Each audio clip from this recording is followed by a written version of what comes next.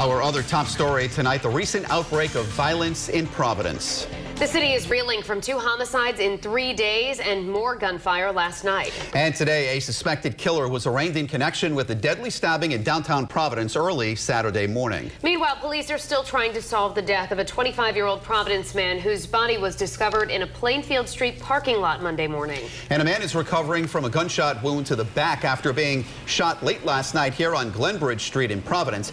Now we're hearing from Providence's mayor and police chief on efforts to combat the senseless violence. Target 12 investigator Walt Buteau standing by with that side of the story. But first, let's go to live to Eyewitness News reporter Susan Campbell with the latest on the investigation. The murders are not related, and so far police have not commented on a motive for either crime.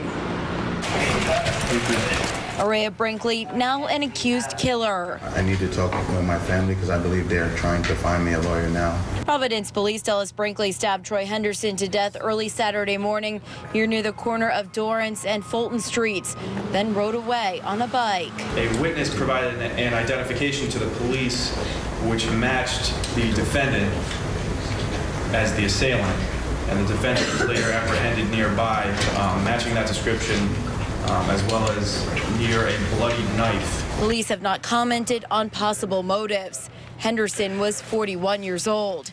Meanwhile, police are also investigating the death of a 25-year-old. My whole family, is hurting a lot because of this happened. Louis Padilla was found dead here in this parking lot on Plainfield Street Monday morning. An alert Providence policeman pulled into the lot here just on routine patrol. He saw a puddle of blood and shortly thereafter found a body deceased. Police have not told us how Padilla died. They've also not said whether they have any suspects in this case. Both of the men who were killed were fathers. Live at the Providence Mobile Newsroom, Susan Campbell, Eyewitness News. And now we're working the latest developments on a recent surge of violence in Providence. The Pinpoint News Tracker takes you to the capital city where the past 3 days, 2 men have been killed. Another man survived the shooting and more shots were fired early this morning. And we have in-depth coverage tonight. New at 6, the mayor tells Eyewitness News reporter Walt Buteau how he hopes to make this weekend the exception, not the rule. But first, let's go to Susan Campbell with new information on the suspect in Saturday's deadly stabbing. In court today, we learned that suspect does not have a violent criminal history. Now he's being held without bail as police continue to investigate another unrelated murder. A growing memorial for a young father killed in Providence. It hit me that it's true. He's not here anymore. Police tell us an officer on routine patrol discovered Louis Padilla's body on Monday in this parking lot on Plainfield Street. Police have not said how the 25-year-old died. That may be important once we get witnesses or surveillance video or anything else. We certainly wouldn't want to say the mode of death at this point.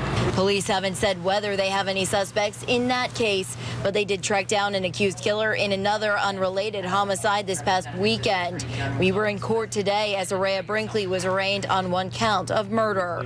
You are being charged today with felony murder of Troy Henderson. Police tell us Brinkley stabbed Troy Henderson to death early Saturday morning here near the corner of Dorrance and Fulton Streets, then rode away on a bike. An eyewitness helped police track down Brinkley nearby. Police say when they arrested Brinkley, they found a bloody knife with him. A public defender told the judge Brinkley was honorably discharged from the Marines. He's a full-time chef and the father of a 3-year-old son. He's due back in court next month. Live at the Providence Mobile Newsroom, Susan Campbell, Eyewitness News.